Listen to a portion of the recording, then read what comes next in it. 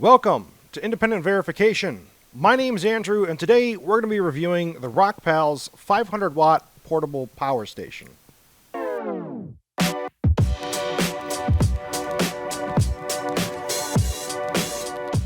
So for the sake of transparency, I want to let you guys know exactly how I came into possession of this product, because I did not pay for this product. The long story short is that ROCKPALS contacted me and said, hey, if we were to give you a review sample, could you conduct a review of our product for us? And I said, sure, but you have to agree to my terms and conditions, which basically states that I am allowed to form my own opinion about the product and pass along that opinion to my viewers, regardless of whether that opinion is positive or negative. So, let's get into the review. Now, there are a lot of little details about this product here on the box, but we're going to go over the ones that I think are probably the ones most people are after, such as the battery capacity. It has a claimed 504.44 watt hours or 140,400 milliamp hour capacity. Now, there are a lot of different inputs and outputs on this device, and each of them have a specification in terms of what they can output or input. That's going to be a little bit technical, but we're going to try and gloss over the important details, probably the ones you want to know most about. So let's go ahead and start that. And we're going to start with the AC outlets. So these right here.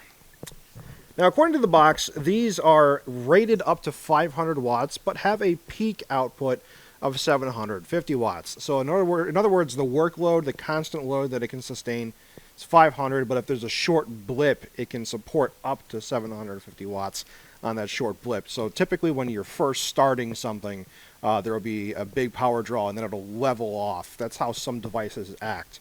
Next, we've got the USB ports, of which there are quite a few. Now, two of them are just typical USB ports, Type A's, with a maximum output of 3.1 amps.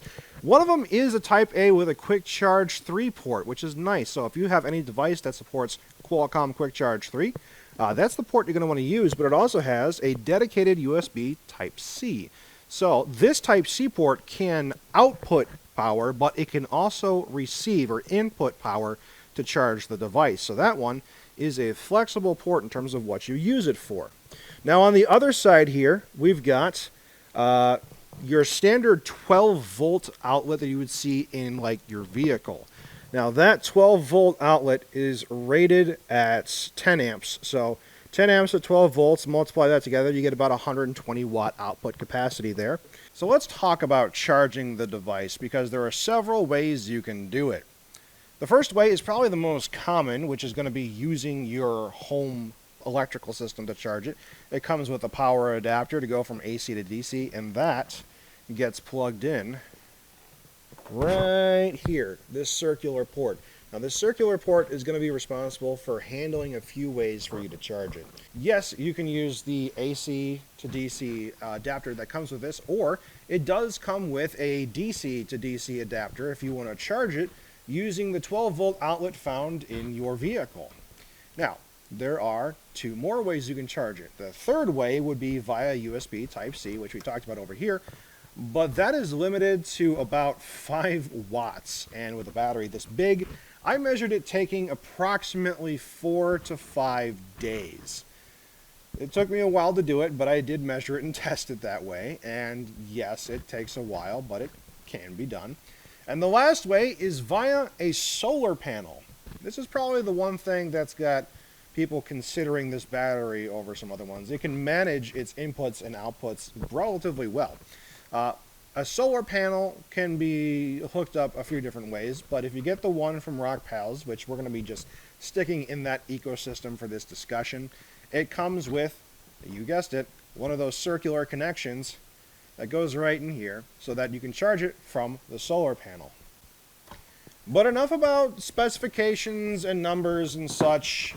Let's start using this thing and see what it can actually do in the real world. As you can see, the battery is at 2%, so it's almost completely discharged. We want to get it down to 0% because I have a device that will help me estimate the amounts of milliamp hours that this battery is actually capable of holding. Our testing methodology is as such. We have a Qualcomm Quick Charge 3 capable phone charger connected to a MakerHawk. Now this blue device is the MakerHawk. It is a multimeter device designed to be used on USB systems. The numbers in red are rated in milliamp hours, and they're going to show us just how much electricity has been used when charging this battery pack from 0% to 100%. Currently nothing is plugged into the system, but the moment we take our USB-C cable and plug it into the system here, we will start charging. And as we do, we will see information being logged on the MakerHawk. When we started this benchmark, we had a nearly dead battery, and we have now charged up to 50%. Now, if we look at our MakerHawk, we can see in red that we have input a total of just under 76,000 milliamp hours into the battery. The fastest charging rate that I could achieve when doing so with USB Type-C in a Qualcomm Quick Charge 3 charger was 5 watts, and because of that it took several days to charge at that rate. So one thing to keep in mind when using this MakerHawk is that when it comes to the milliamp hour rating that it can record, the maximum number it can record is 99,999 milliamp hours per file. Now, in order to avoid this bottleneck, because the battery is larger than that, after about 60%, I was at 90,751 milliamp hour. And what we can do is go over to the second file that it created to add that to what we currently have. So let's write that down. Current number, 90,751. So 90,751. And what we can do from here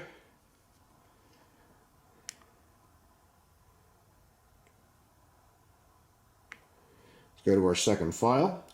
And our second file recorded for the last bit that was needed to be charged, 30,462. So we add 30,462. We get 121,213 milliamp hours that was recorded on a MakerHawk. Now that is a little bit lower than the 140,400 milliamp hour rating that is specified on the box. That being said, a MakerHawk is not a perfect tool for this application. It does give us a relatively close estimation as to what a battery's capacity is, but it isn't 100% accurate in that regard. So for this test, we are going to perform a high power drain from the battery using the AC inverters. And to do so, we're going to be using two devices. Both of them are simply devices that you may have around your house that have heating elements inside of them that can be relatively consistent. So the first thing I want to address is that both of these power sockets say they are rated for 100 to 120 volt at 500 watts. Now, what I've come to find is that despite the fact that they both say that on their respective covers, it does not appear that you can use both of them at their rated maximum at the same time. Now, to verify the power draw, we're going to be using a kilowatt meter, as well as comparing it against the onboard meter. So what we're going to do is we're going to switch this over to watts. Currently we are pulling 0 watts, and what we're going to do is plug up this dehydrator, because I know that this dehydrator pulls just under 500 watts, which is just below the maximum working power rating for this battery. So as you see, we're at about 450 on the kilowatt, but there is some inefficiencies, so we're going from DC to AC, and because of that we're burning a little extra power to do so. And the meter on board is saying 480 watts approximately.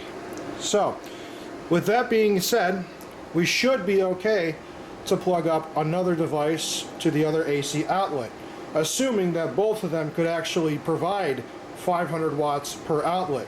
However, what we're going to do is we're going to disconnect the dehydrator, and we're going to see how much power my slow cooker pulls. My slow cooker pulls, according to the kilowatt, 217 watts. The onboard rating says 231 watts. So 230 plus 450, that's well below the 1,000 watts one might assume from looking at these ports that the battery could handle. So here's what we're going to do. We're going to plug up the dehydrator again. And we are now at 450 watts, or 481 on board. And we know that the slow cooker that I'm about to plug up is only about 200, a little over 200 watts. So if we do plug it up, here's what's going to happen. The number will spike, and then it will go into overload protection. Because the reality is, this device can handle surges up to approximately 700 watts, but its working rating is 500 watts on the AC portion combined. Not individually, but combined. So, because of that, you can only run 500 watts total on the inverter section. What we have in front of us is the closest thing we're going to be able to achieve to a torture test for this battery. So let's talk about the methodology being used to test this in this scenario. First, we have the USB ports. We got a quick charge and then two being used in the 3.1 amp connections. Those are all going to smartphones running a program called Ampere. This program shows us our power draw as well as power input once we start charging. And that'll be our setup for the USB section. For the AC inverter section, we'll be running this dehydrator, which, as we've seen before, pulls about 500 watts. And then for the third section, for the DC out, we'll be running on our 12 volt outline, a mattress air pump. This will pull about 65 watts if we're lucky. We're going to begin the torture test by first charging all of these phones at once. And to do that, we're going to hit the USB power button. And you'll see we've gone from consuming power to charging power. These phones will take a minute or two to resolve how much power they want to consume. Phones nowadays are quite smart and only take in the amount of power that they can handle. So we've got a little over 1,000 milliamps on one phone, same on another phone. We got about half an amp on the last phone. So looking at the power consumption from our battery, we're about 17 watts total. So next thing we're going to do is we're going to turn on the AC inverter. We need to long press the button on the AC inverter to turn it on. And that's going to power our dehydrator. With our dehydrator powered as well as our phones, we are pulling 525 watts approximately. So if we look on our kilowatt, we're going to confirm that number. We are pulling roughly 460 watts on the AC line. Voltage is,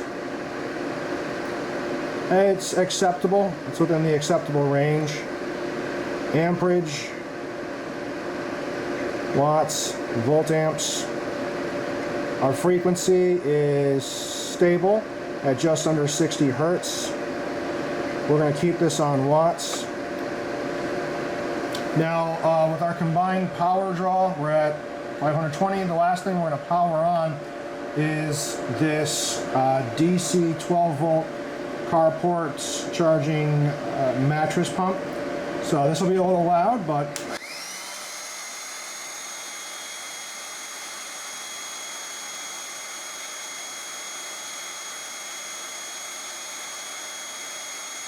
now, as you saw, we were pulling a sustained approximate 600 watts from the battery. If we were to be pulling that much from just the AC inverters, the system would have gone into overpower protection. However, you can apparently use more than 500 watts at a time, provided it is 500 watts maximum from the AC plus DC direct power charging from the other ports. So just by looking at me, you could probably tell that I have sleep apnea, and therefore I use a CPAP machine. Now, ROCKPALS advertises this battery bank as something that is particularly good for use with CPAP machines. However, depending on your CPAP machine model and how you choose to implement it with this battery bank will determine how much use time you can actually get out of it. Let's discuss the various testing parameters that we have available to us, and then the one that I chose to use to test with this machine. First off, there is a very big difference between the amount of power that is being drawn from something like your standard full-size home use CPAP machine versus something like this, which is a travel CPAP. Now, the main differences between them really come down to this right here, the humidification chamber.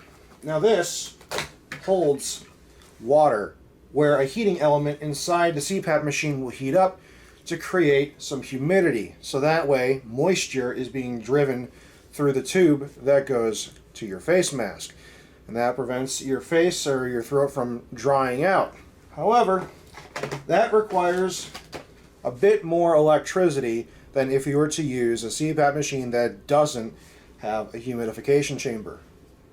Little CPAP machines like this travel one don't use a humidification chamber. Therefore, they don't pull as much electricity. But there is yet another thing to consider when powering your CPAP machine from a battery bank. It doesn't matter whether it is your home-sized CPAP machine or these little travel-sized ones. And that's the fact that they both come standard with an AC-powered power brick. So the problem is actually pretty simple to explain. Your battery is a DC power source, direct current. The power brick for your CPAP machine is most likely AC current, alternating current. So, what your battery has to do is take its DC current, invert it over to AC, so you can use that plug right there to power the power brick. But that power brick is then converting AC current back to DC current for your CPAP machine to be used. And as you can imagine, there is some electrical inefficiencies with doing things like that. Now, CPAP manufacturers are very aware that people travel, and therefore might not always have access to an AC power outlet to power their CPAP machines. That's why companies like ResMed, whether it be for something like the AirSense 10 or the Air Mini right here, they provide the option to purchase a DC to DC power source. So most of them use the 12-volt outlet that you would find on your vehicle, for instance, which just so happens to be available on this battery bank. So it would be much wiser to get that particular type of connection to plug into your battery bank, because then you don't suffer as much of that electrical inefficiency that you'd be dealing with to power your machine. Because you're not going from DC to AC to DC, it's just DC to DC, it's just changing the voltage a bit, mostly. Most people do not have a travel CPAP. So, I am using the standard household style CPAP. And most people run these machines with their humidifiers on.